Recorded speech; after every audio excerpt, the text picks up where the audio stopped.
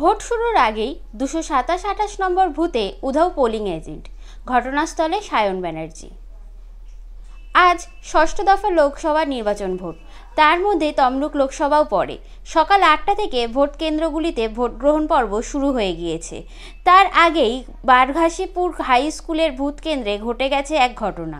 227 এবং 228 নম্বর ভোট কেন্দ্রে উপস্থিত দুজন পোলিং এজেন্টদের কিডন্যাপ করা হয়েছে, এমনই অভিযোগ উঠে এসেছে। ঘটনাস্থলে গিয়ে পৌঁছায় সিপিআইএম প্রার্থী সায়ন ব্যানার্জি। তিনি ঘটনাগুলো খতিয়ে দেখে। সেখান থেকে তিনি জানতে পারে তাদের কর্মী হওয়ার জন্য দুজন এজেন্টকে কিডন্যাপ করা হয়েছে, আর একজনকে বসতে দেওয়া হয়নি। সব কিছু জানার পর সায়ন ব্যানার্জি তৎপর হয়ে পুলিশদের আদেশ দিয়েছে যে 1 ঘন্টার মধ্যে তাদের এজেন্টকে খুঁজে বের করতে হবে।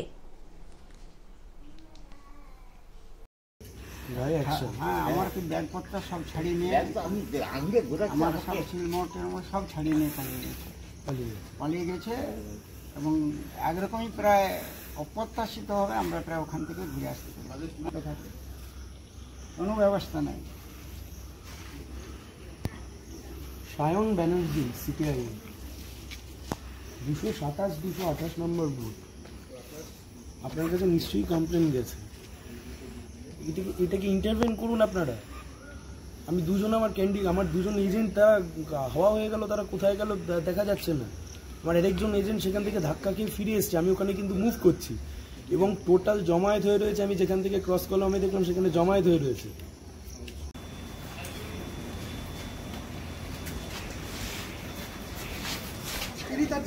আপনি কি অফিসার? আপনি সেক্টর অফিসার?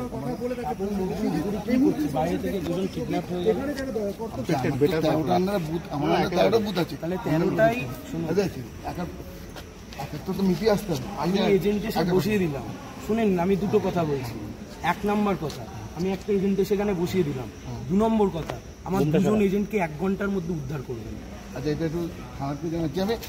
আপনি থানার লোক, আপনি খাকি উর্দি পড়ে আছেন। 232 এখন চলে গেছে, ওনাকে বসিয়ে দিয়ে না, সে থানায় বসেছে। না চলে গেছে, ফোন করে দেখেন। শান্তিশ্রী 232 ওনাকে বসিয়ে দিয়ে। 232 নয়, 227 এবং 228। আমার 3টে এজেন্ট ছিল, দুজন kidnapped. I want them within 1 hour.